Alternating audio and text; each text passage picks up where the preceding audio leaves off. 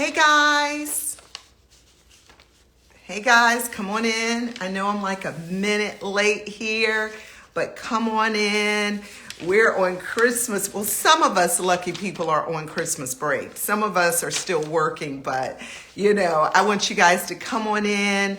There is a word today. My motto is, building the business and the life that you dreamed and hoped for. And recently I've added prayed for.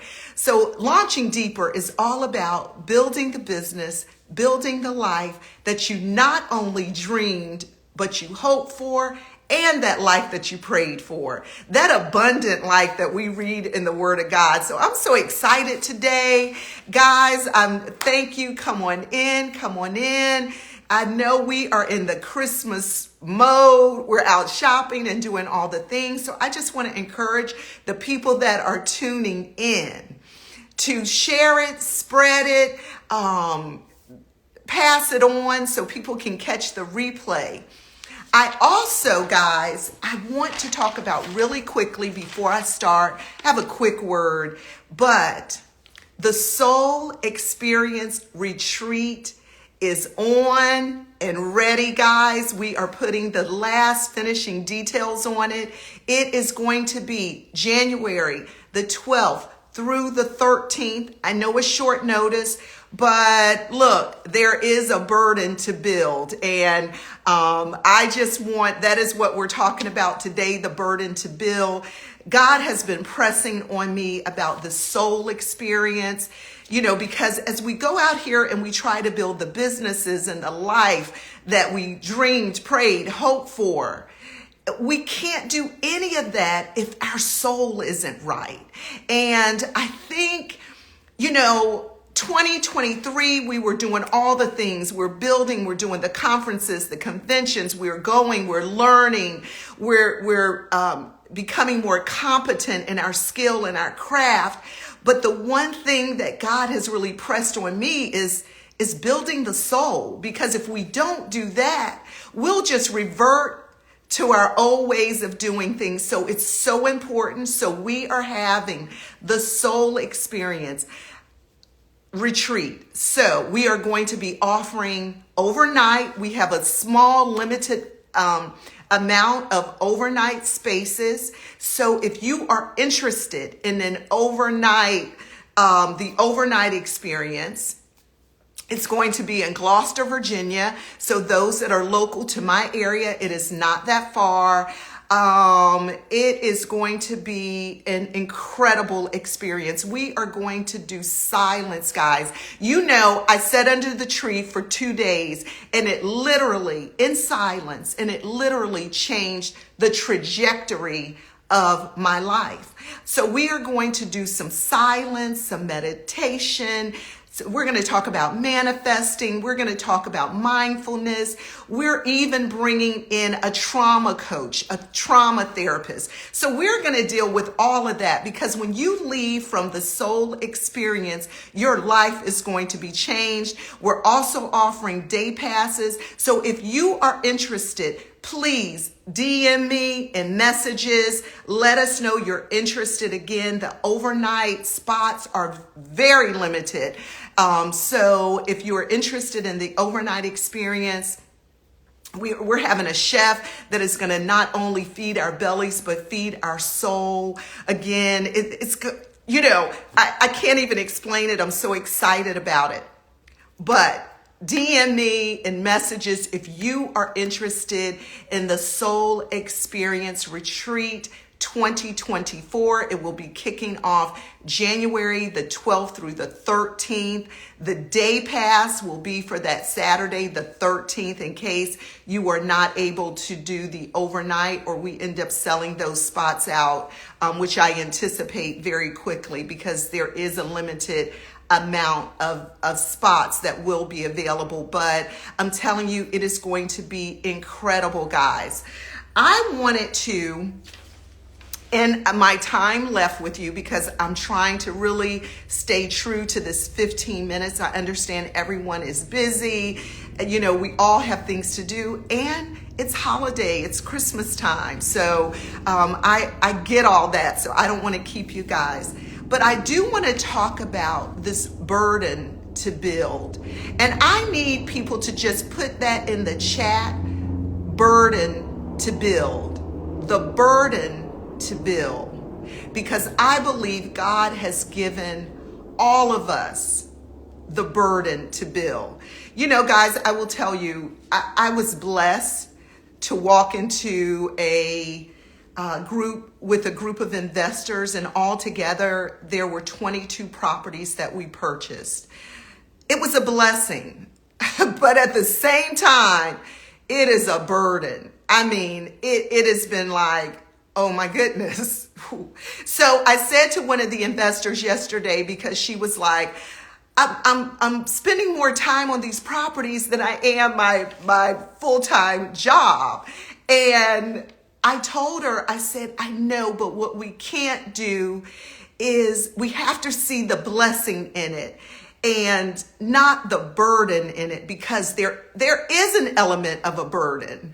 And when God gives us something to do, but we have to understand that burden, there's a reward that comes after that burden. So a lot of you guys that are logging in today, and I'm going to pin this in the chat, the burden to build. I am going to pin that. Thank you, Phyllis, for putting that in there. God does give us a burden sometimes, but we have to understand that there's a reward. And I want to talk about three things, three key elements, three takeaways from the burden to build. First of all, this, I would say my sort of cornerstone scripture with this comes out of Nehemiah 4:6-15. And for some of those that know, some may not know, Nehemiah was a cupbearer for King Artaxerxes, right? So he was a cupbearer. What he did day in, day out. A lot of us, we're in careers, we're in jobs where we do what we do it day in and day out. And then something happens. God tells Nehemiah that I want you to rebuild the wall of Jerusalem. So a person that has no skills in building, a person that was a cupbearer, is given the task to rebuild a wall, right? So I can imagine that, like most of you guys, you know, like with me, when God says you're going to launch deeper and you're going to show other people how to launch deeper, I'm like, okay, Lord, I know transportation. I know how to move large groups of people from one place to another place, but I don't necessarily know how to get to launch deeper and to show others how to launch deeper.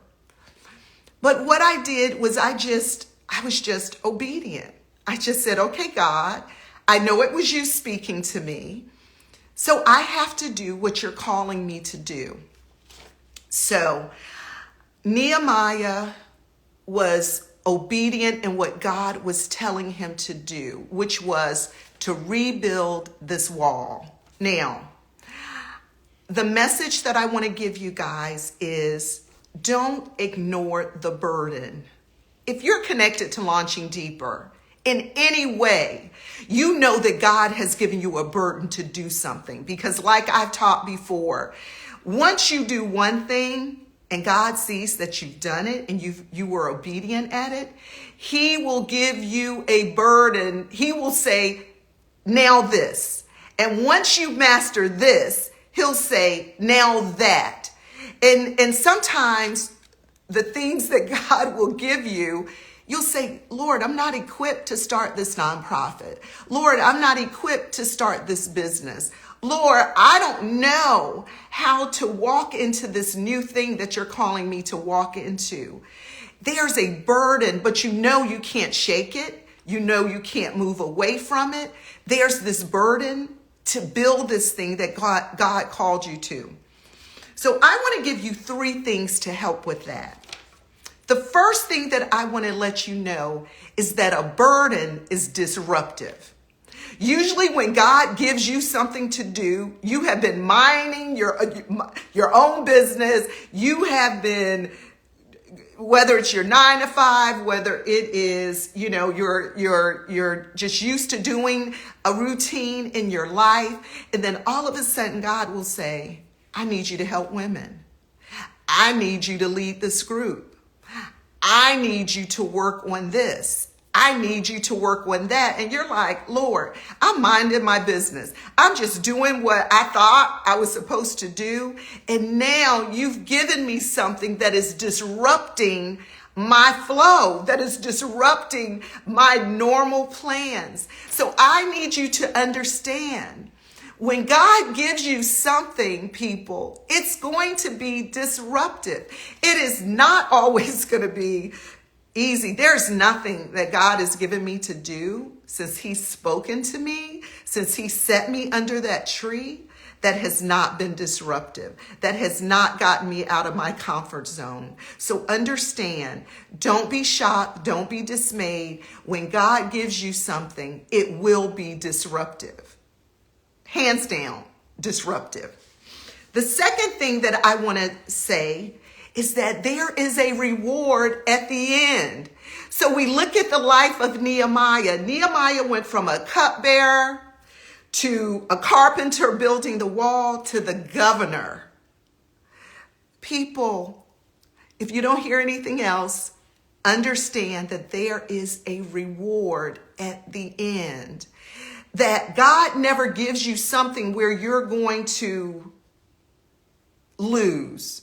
You're going to, do less than where you were before. He's never going to give you an assignment that your life is going to, sometimes, you may feel like you're taking a step backwards, but in the end, there is a reward. So just look at what happened to Nehemiah. He went from a cupbearer, and we know what that was. He was actually drinking and tasting he would taste the food and the drinks that the king would, before the king would eat them or drink them to make sure it wasn't poisoned.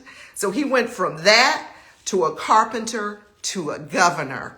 Know that when you accept that burden that God has given you, there is a reward. And my last point is that there will be spiritual warfare. But I want you to understand that spiritual warfare will not be destructive. It will be a distraction.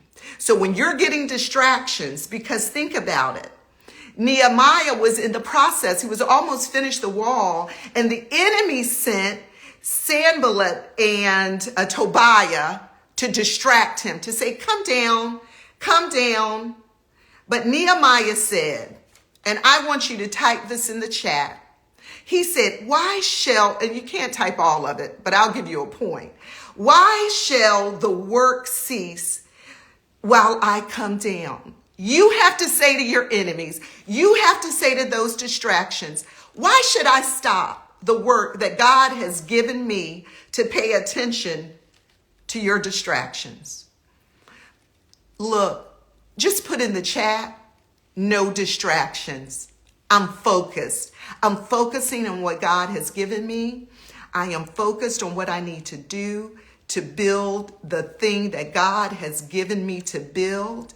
And I understand that as I build it, yes, it will be a burden. It will be disruptive. There is a reward, and they will come in the form of distractions. Okay, guys, those are my 15 minutes. We have lunched and launched. We are pushing this thing out. And don't forget, DM me about the soul experience. We're going to do some silent walking. We're going to work on those stony parts of the heart. We're going to do some soul work. So when you go to that conference or you do that course on business, when you go to your purpose coach or your business coach, we're going to already have been dealing with the things that we need to deal with, the trauma, that mind, those emotions, the will, the imagination. We are going to deal with those things, and we are going to launch deeper in 2024. I am so excited, guys. You take care. Merry Christmas. I love you guys, and see you next Thursday. Bye.